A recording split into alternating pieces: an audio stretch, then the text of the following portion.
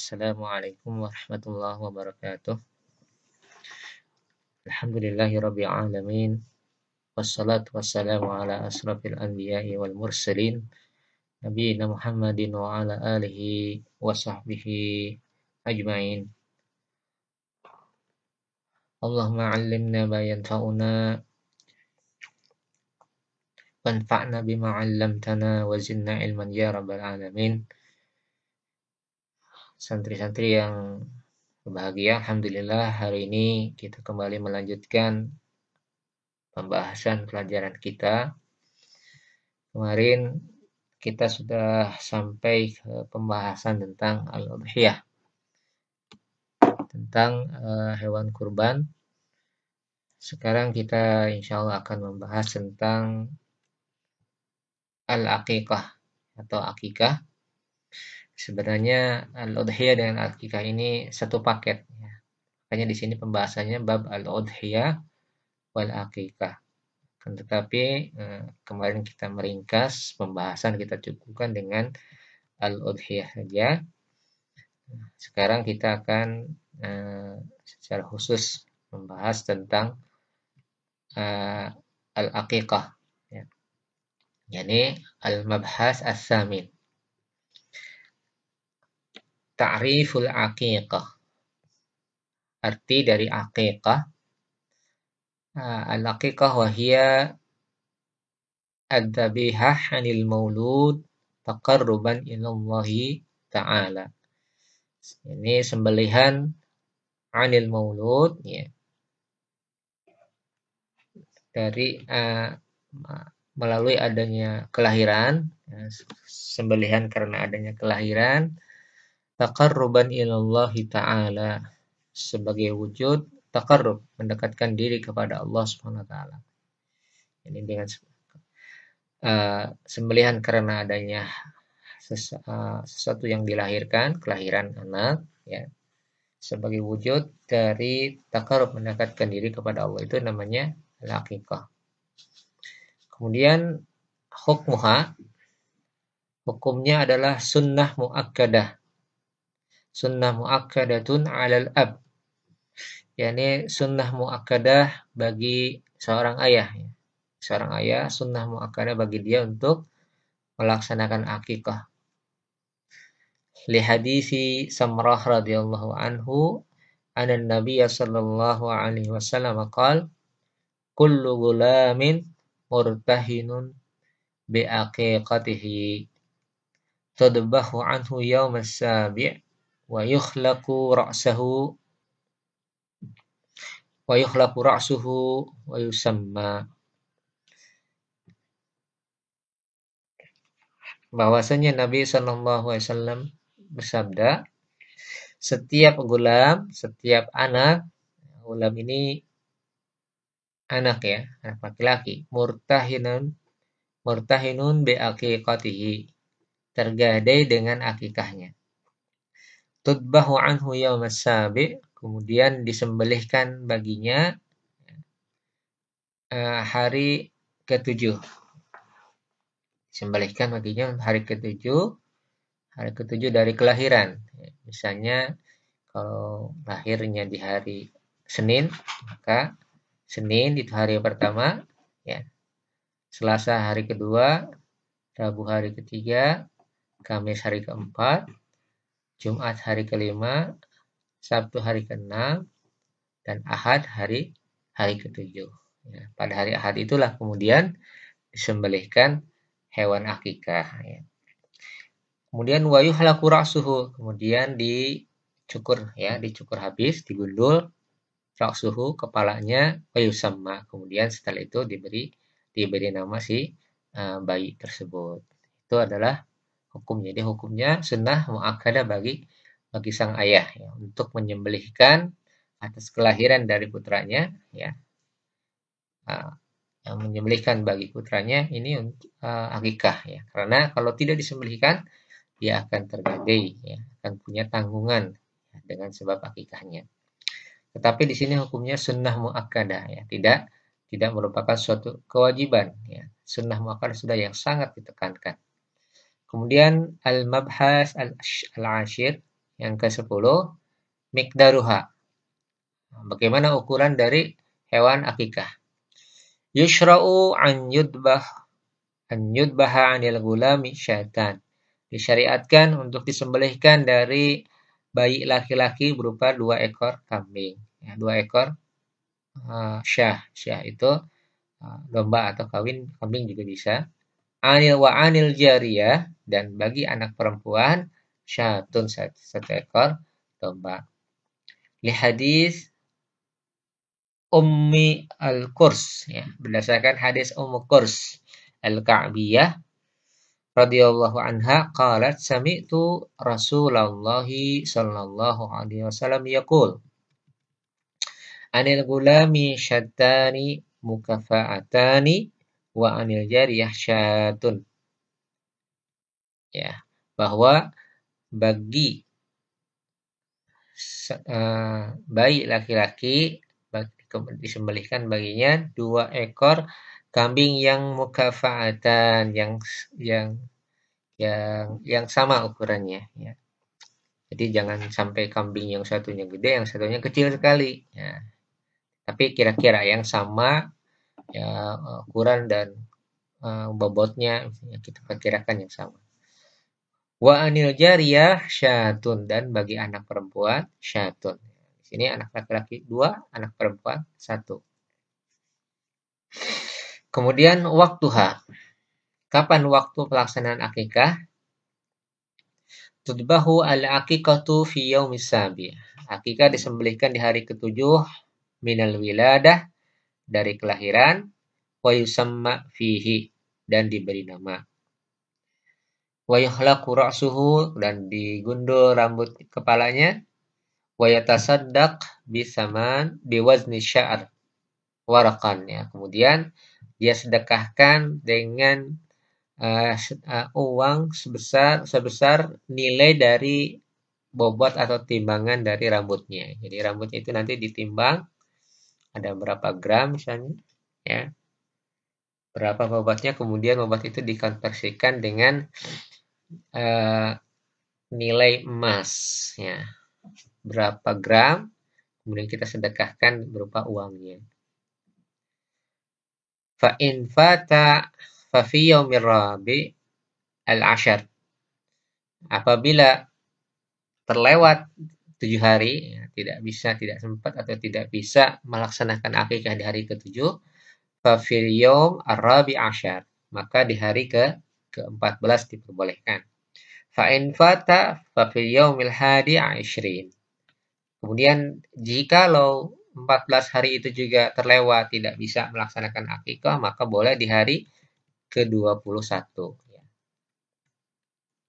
Summa fi ayyi waqtin, atau kemudian di waktu yang mana saja yang dia mampu, ya. La yukallifullahu nafsan illa wus'aha. Allah tidak memenuhi seseorang kecuali sesuai dengan kemampuannya. Makanya kadang ada orang yang baru bisa melakukan akikah setelah dia dewasa, dia mengakikahkan untuk diri sendiri, ya. Itu boleh saja kalau memang dia menurut informasi dia belum sempat diakikahkan oleh orang tuanya, ya. Atau mengakikahkan anaknya yang sudah besar-besar misalnya karena belum bisa dan baru sempat, juga boleh. Karena pada prinsipnya kita menyembelih sebagai perwujudan rasa syukur dan takarub kepada Allah Subhanahu wa taala. Wal aqiqah syukrun lillah ala ni'matin mutajaddidatin wa mauludin qadim.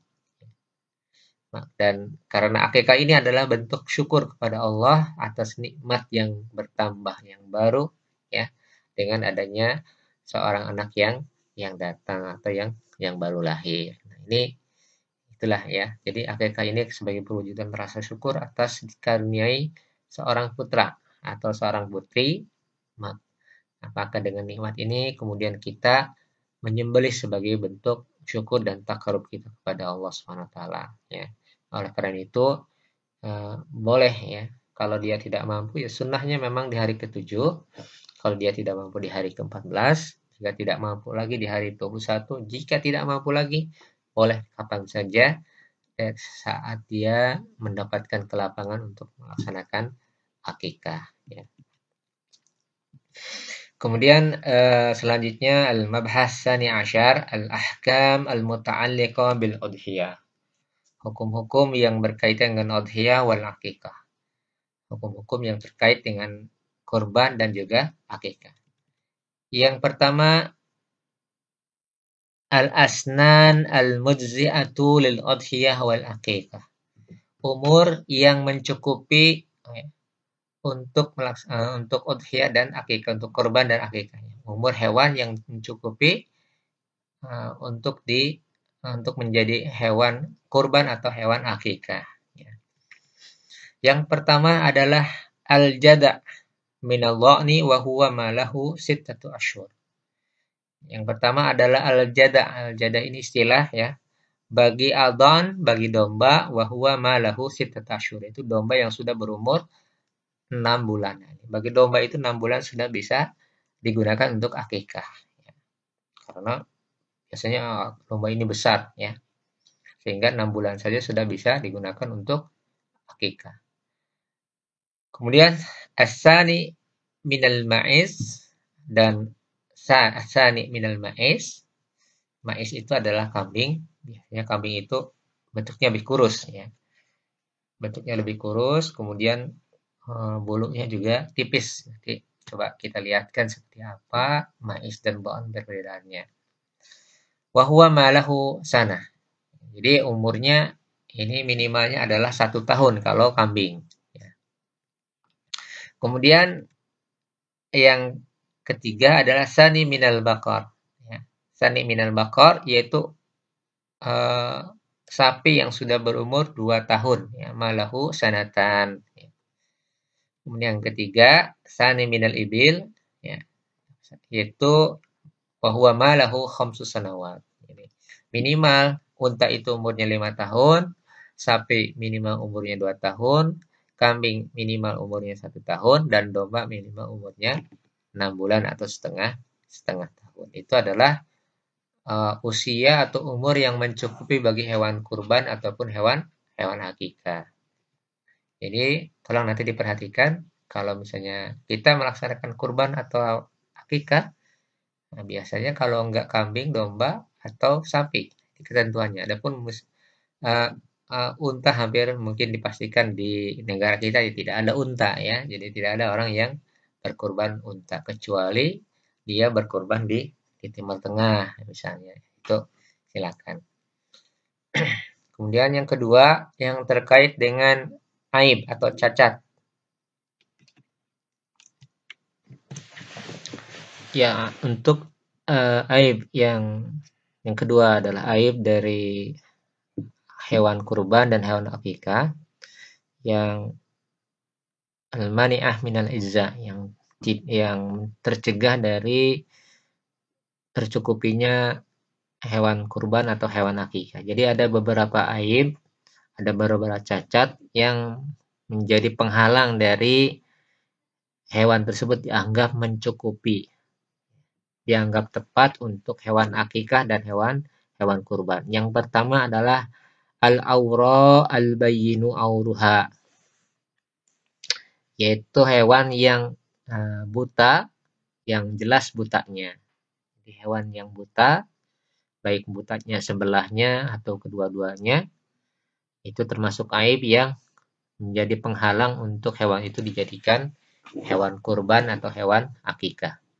Kemudian yang kedua, al-urja al-bayyinu daruha wa hiya allati la taqdiru an tamshi ma'as sihah, yaitu hewan yang pincang, yang tidak mampu untuk berjalan bersama hewan yang sehat lainnya. Hewan yang pincang yang tidak bisa berjalan, yang lumpuh ya. Itu juga termasuk hewan yang menjadi penghalang untuk dijadikan hewan kurban atau hewan akikah. Kemudian yang ketiga adalah al-ujfa wa hiya al-hazilatul lati la mukha fiha, yaitu hewan yang ujfa, hewan yang kurus. Wa hiya al-hazilah, yaitu hewan yang kurus sekali, allati la mukha fiha, yang tidak memiliki sumsum ya. Saking kurusnya hewan itu sehingga tulangnya itu tidak tidak memiliki sumsumnya ya. Nah, ini yang diibaratkan seperti itu. Ya, hewan yang kurus sekali tidak bisa dijadikan sebagai hewan kurban.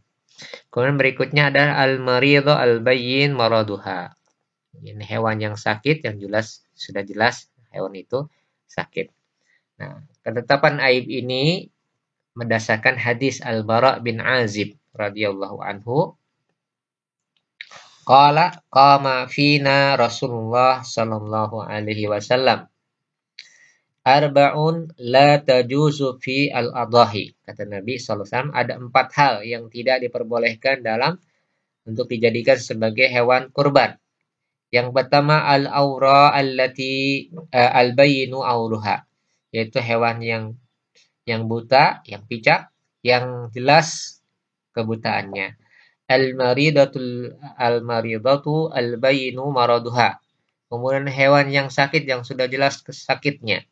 Al-arja al-bayyinu dal'uha, yaitu hewan yang pincang, yang sudah jelas pincangnya, yang tidak bisa berjalan. Kemudian al-ujfa allati la tanqa, yaitu hewan yang al-ujfa, yaitu hewan yang tidak tulangnya tidak memiliki sumsum. Ini hewan yang sangat kurus. Yang seperti ini yang tidak boleh dijadikan sebagai hewan kurban. Kemudian wa yulhiqu bihadihi al-uyub maka misluha au aqbahu minha. Termasuk dikategorikan dengan 4 aib ini adalah hewan yang semisal dengan seperti ini ya, au aqbahu minha, atau lebih jelek lagi ya. Yang semisal dengan pincang ya. Ya, dengan berbagai jenis bentuk pincangnya ya, kemudian buta yang berbagai jenis butanya, buta sebelahnya atau mungkin matanya rusak satu ya, atau cedera satu dan sebagainya. Kemudian juga yang kurus ya, dengan berbagai jenis tipenya misalnya. Kemudian juga yang jelas sakit ya, dengan berbagai sebab, maka hewan yang seperti ini tidak bisa dijadikan sebagai hewan kurban ataupun hewan akikah. Kemudian di sana ada hewan yang memiliki aib tetapi aibnya ini masih diperbolehkan ya. Al-uyub ghairul mani'ah minal ijza'i fil udhiyah wal akikah. Jadi hewan-hewan yang ghairul mani'ah, uyub-uyub atau aib-aib atau cacat-cacat yang tidak menghalangi untuk dijadikan sebagai hewan kurban atau hewan akikah. Wa minal uyub ma la yu'assir 'alal udhiyah wal akikah fatajzi'u, di antara aib atau cacat yang tidak berpengaruh untuk dijadikan hewan kurban atau hewan akikah, dan ini tajzi'u ya, mencukupi. Ya, boleh digunakan untuk kurban ataupun akikah. Yang pertama allati laisa biha ya, dan bun wahia al-batra, yaitu hewan yang tidak memiliki ekor ya, ekornya pendek misalnya ya, atau ekornya ada ya tidak lazimnya ya, tidak lazimnya dengan yang lain, ekornya pendek dan sebagainya. Ini disebut dengan al-batra. Hewan yang al-batra atau yang tidak memiliki ekor ini masih diperbolehkan untuk dijadikan hewan kurban ataupun hewan akikah. Kemudian yang kedua allati lam yukhlaq laha qarnun, ya, yaitu hewan yang tidak memiliki tanduk ya, tidak memiliki tanduk di kepalanya. Itu disebut dengan al-jamma ya. Al-jamma ini adalah hewan yang tidak memiliki tanduk. Ini masih diperbolehkan. Jadi tidak memiliki tanduk kan biasanya hewan betinanya misalnya ya. Yang seperti ini juga boleh digunakan untuk akikah ataupun untuk kurban. Meskipun yang utamanya adalah yang memiliki tanduk, karena kita melihat contoh hewan kurbannya Rasulullah SAW, di mana hewan beliau itu adalah hewan dombanya besar, kabshain ya, hewannya besar, kemudian gemuk, kemudian tanduknya bagus ya, seperti ini. Maka Itu yang sunnahnya. Adapun kalau tidak memiliki kecuali hewan yang tidak bertanduk itu juga masih diperbolehkan ya, tidak menjadi penghalang untuk dijadikan hewan kurban.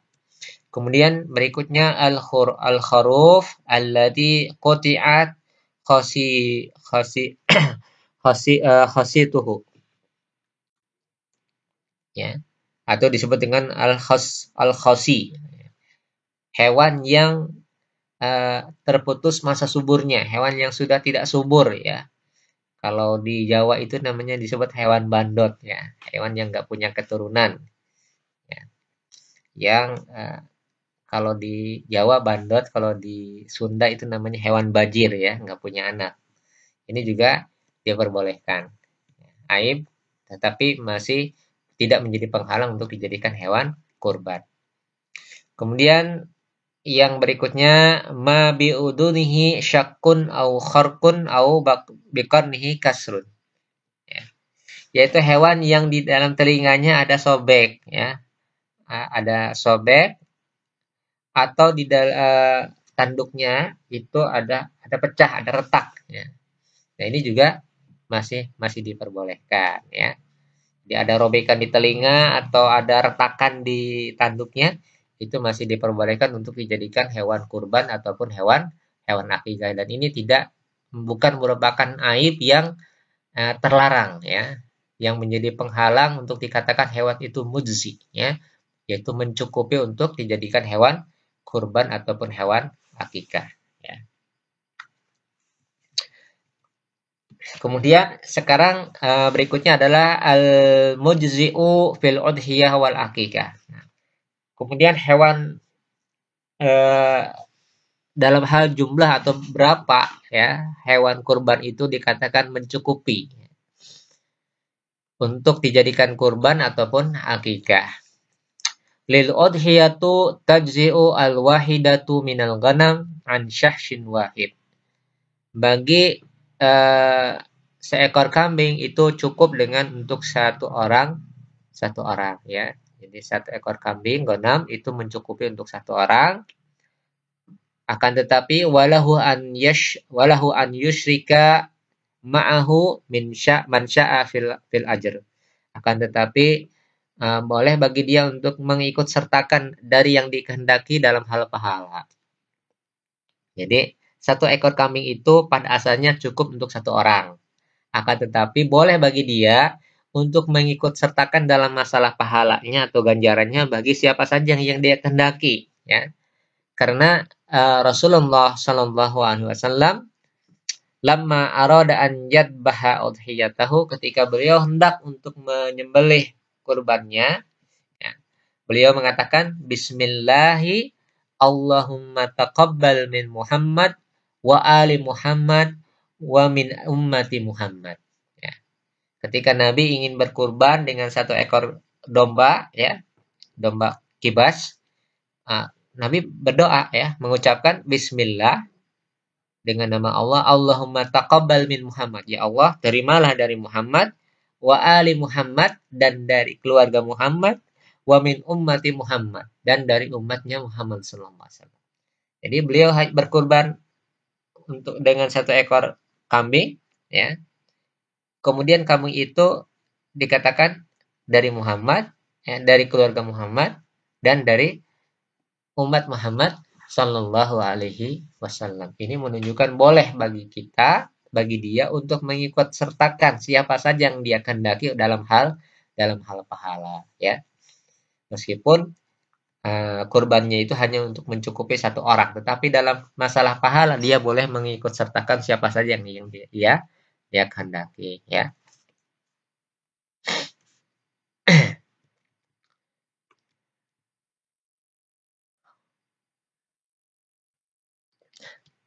Selanjutnya wal wahidatu minal ibili wal baqari tajzi'u an sab'atin, dan satu ekor unta serta satu ekor sapi ini mencukupi, bisa mewakili atau mencukupi untuk 7 orang.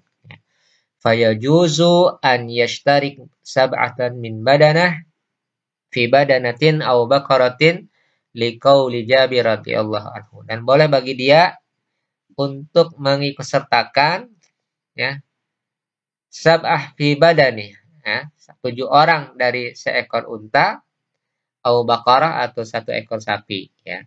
Liqauli Jabir radhiyallahu anhu yang berdasarkan ucapan Jabir radhiyallahu anhu kata Jabir amarona Rasulullah sallallahu alaihi wasallam an nashtarika fil ibili wal baqari kullu sab'atin minna fi badanatin ya. Kata Jabir bahwasanya Rasulullah memerintahkan kepada kami ya, untuk mengikutsertakan pada seekor unta dan seekor kambing kullu sab'atin bagi setiap 7 orang ya, di antara kami dengan 1 ekor badana 1 ekor unta ya. Ini seperti itu ya. Kemudian lil aqiqah adapun bagi akikah tushra'u 'anil gulami syatani ya. Disyariatkan bagi seorang bayi laki-laki dengan 2 ekor kambing ya atau 2 ekor domba ya. Maka 2 ekor domba atau 2 ekor kambing ini adalah sebagai akikah dari kelahiran seorang anak laki-laki atau bayi laki-laki. Wa anil binti syatun dan dari bayi perempuan atau anak perempuan dengan seekor syatun ya dengan seekor kambing atau seekor domba ya. Ini ketentuan bagi akikahnya. Kemudian wala yasihu fiha al-istiraq fil badana awil baqarah fala tajzi'u badanah wala baqarah illa kamila. Kemudian akan tetapi tidak sah al-istiraq ya bersama-sama fil badanah ya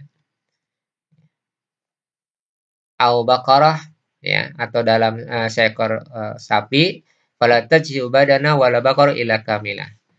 Akan tetapi tidak cukup ya mengikutsertakan sapi ataupun unta kecuali keseluruhan. Jadi tidak bisa 1 ekor sapi atau 1 ekor unta ya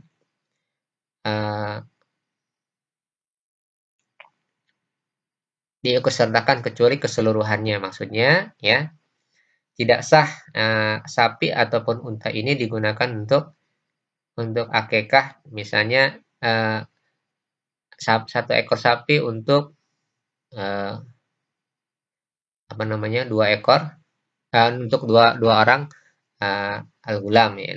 Nah, untuk 1 orang gulam ya diikutsertakan dengan menggunakan sapi ataupun unta ya seperti ini. Nah ini pembahasan tentang akikah ya dan udhiyah ini sudah selesai alhamdulillah. Jadi untuk pembahasan tentang babul akikah wal udhiyah kita cukupkan sampai di sini ya. Dan insyaallah nanti kita lanjutkan di sebenarnya ini materi semester 1 sangat sedikit ya. Nah, sudah selesai ini materi semester 1 oleh karena itu kita nanti akan lanjutkan ya pasca PTS dengan materi di semester 2 sehingga nanti beban di semester 2 kita akan berkurang. Cuman mungkin sebelum kita melanjutkan kita akan coba mereview kembali ya dengan cara kalian yang membaca ya. Kemudian kita tugaskan untuk sekaligus menerjemahkan ya. Membaca dan menerjemahkan materi yang telah disampaikan sebagai murojaah ya. Nah, diharapkan nanti membacanya juga paham dan bisa kemudian juga mampu untuk bisa mengartikan. Nanti insyaallah kita mintakan dalam bentuk tugas rekaman ya. Masing-masing santri merekam suaranya kemudian nanti diunggah ke Classroom ya. Ini saja mungkin pertemuan hari ini kita cukupkan sampai di sini. Wassallallahu ala nabiyina Muhammadin wa ala alihi wa sahbihi wasallam. Wassalamualaikum warahmatullahi wabarakatuh.